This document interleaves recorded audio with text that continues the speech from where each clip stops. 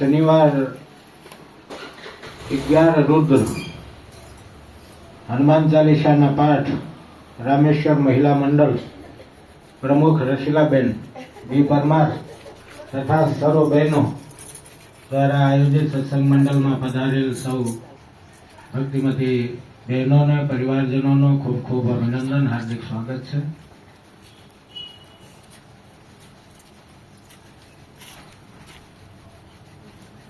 આજે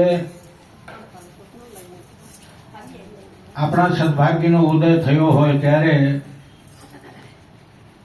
આપણા ઘરે સત્સંગ, ભક્તિ, ભજન ભાવ અને સંતનું આગમન થતું હોય છે। જીવનમાં બધું જ તમને કદાચ પ્રાપ્ત થઈ જાય,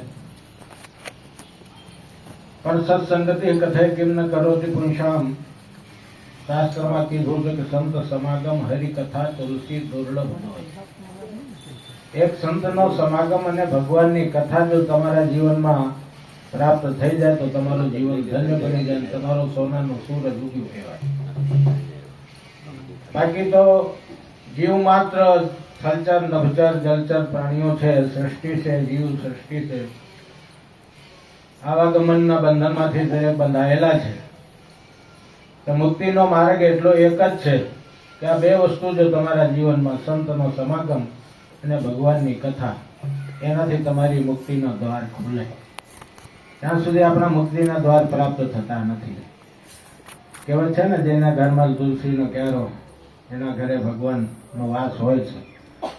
એટલે એમાં તો બ્રાહ્મણનો ખોડિયો છે, બ્રાહ્મણનો પરિવાર છે, અને એમાં હનુમાન ચાલીસા 11 વખત અહીંયા ગવડાવવાની છે। અને એમાં જે કાંઈ ભેટ પૂજા ન્યોછાવર આવશે, અને એ અહીંયા સમૂહ લગ્ન હોય, કોઈ ગરીબ દુખિયા હોય કે ચબૂતરાના ચણમાં કે એના બાંધકામમાં, એટલે પરોપકારમાં ટૂંકમાં તમારી સદલક્ષ્મીનો સદુપયોગ થવાનો છે।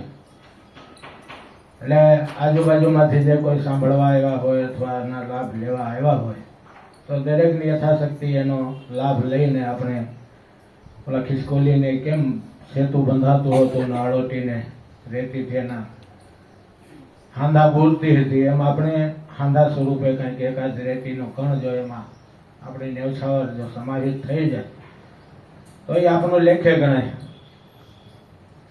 બાકી ભર્જનમ ભવ બીજાનામ મર્જનમ સુખ સંપદામ તર્જનમ યમ દૂતાનામ રામ રામેતિ ગર્જનમ। ખેતરમાં તમે વાવણી કરો તો શેકેલા દાણા જો વાવો તો એ ઉગે નહીં, ચોખા અને સારા બિયારણ હોય તો એ ઉગે। એવી રીતે આપણા જીવનની અંદર કોઈ સંસ્કાર રૂપી જો બીજ પેડાય છે તો સંસ્કાર રૂપી બીજ એમાં ઉગશે નહીં। એટલે હર હંમેશા જે સંસ્કારવાન વ્યક્તિ હોય એની સાથે હમણાં સત્સંગ કરવું, તો એમાં રામ રામેતિ કલયુગમાં કીધું છે કે રામ રામેતિ ગર્જનમ। રામ નામની તમે ગર્જના કરો ને, હમણાં રસલાબેને પ્રશ્ન કર્યો, મને ધ્યાન નથી આવતું, કઈ જરૂર નહીં, તમે કોકનું ધ્યાન રાખો છો ને એ મહત્વનું છે।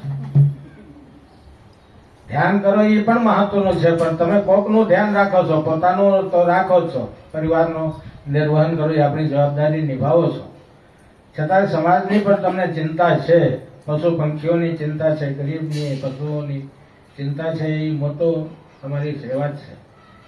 એટલે આપણા જીવનથી જે કાંઈ થઈ શકે, જેટલું થઈ શકાય એટલું પ્રભુ ભક્તિમય જીવન જીવીએ। અને જોશી પરિવાર દ્વારા આયોજિત આ કાર્યક્રમમાં સર્વે સુખીના સંતો, દરેકનું કલ્યાણ થાય, દરેક સુખી થાય એવા આશીર્વાદ અમને અનાયાસે લાભ મળી ગયો। અમે તો ઓલો કહેવત છે ને કે ગુરુજીના ચરણોમાં 68 તીરથ, એટલે અમે તો હરતા ફરતા તીરથ કહેવાય।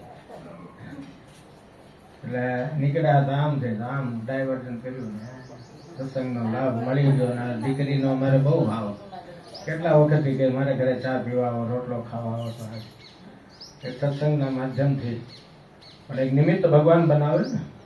જ્યાં સુધી ઈશ્વરની ઈચ્છા ન હોય, ભલી એસી કેવલ ઈશ્વરની ઈચ્છા, ઈશ્વરની ઈચ્છા બળવાન હોય છે, બાકી આપણું કંઈ હાલતું નથી।